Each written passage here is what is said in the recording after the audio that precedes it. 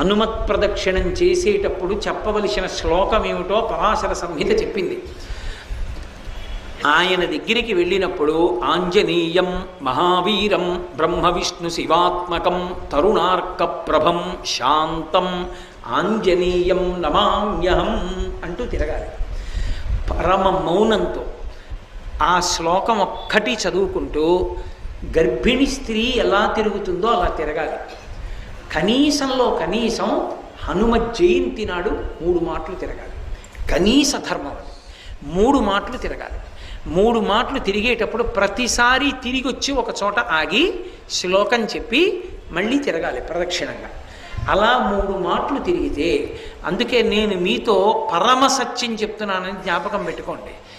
ఎంత ఉద్వేగభరితమైన పరిస్థితుల్లో, ఎంత కష్టంలో ఉండనివ్వండి, హనుమత్ ప్రదక్షిణాలు చేస్తే మనస్సుకి శాంతి కలుగుతుంది.